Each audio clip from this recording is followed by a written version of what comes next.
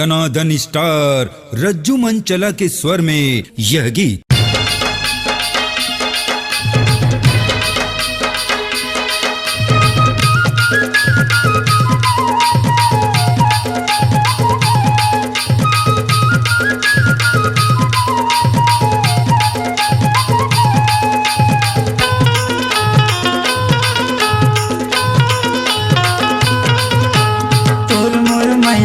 गाड़ी लचलन देना वो तोर मोर मैया के गाड़ी लचलन देना वो जलवैया रानी ए जलन देना वो जलवैया चंदा ए जलन देना वो तोर मोर मैया की गाड़ी लचलन देना तोर मोर मैया की गाड़ी लचलन देना जलवैया राजा ये जलन देना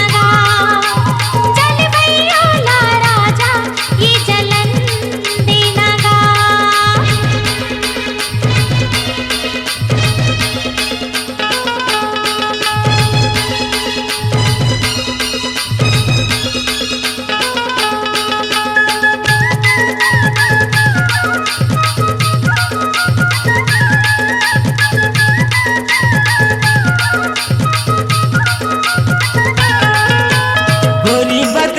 चांदी के सकरी वो ये मोर दीवानी चांदी के सकरी वो रखे हथोला करे जा भितरी वो ये मोर मैयारू करे जा भितरी वो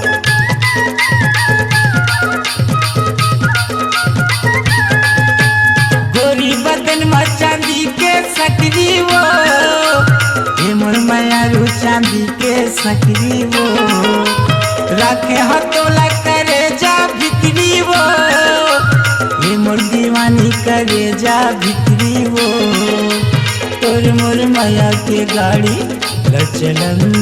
देना वो तोर मोर मैया के गाड़ी लचलन देना वो जलवैया रानी ए जलन देना वो जलवैया जानू ए जलन देना वो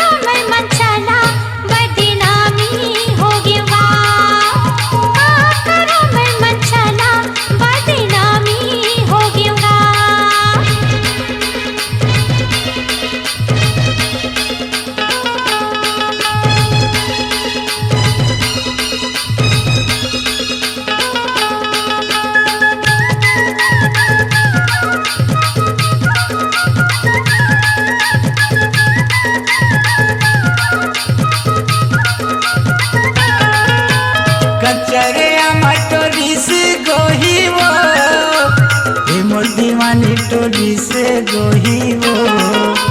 सीता मतोरे नैना रोही वो ये मोर चंदा नैना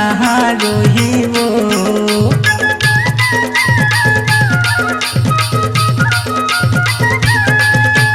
कचरे टोली टोली से गोही वो सुता मतोरे नैना रोही वो हे मोर माया रू नैना रोही वो तोर मोर माया के गाड़ी लचलन देना वो तोर मोर माया की गाड़ी लचलन देना वो जलवैया ला रानी ए जलन देना वो जलवैया ला जानू ए जलन देना वो तोर मोर माया की गाड़ी ला चलन देना तोर मोर माया की गाड़ी ला चलन देना जलवैया ला राजा ये जलन देना जलवैया ला रानी ए जलन देना वो जलवैया ला राजा ये जलन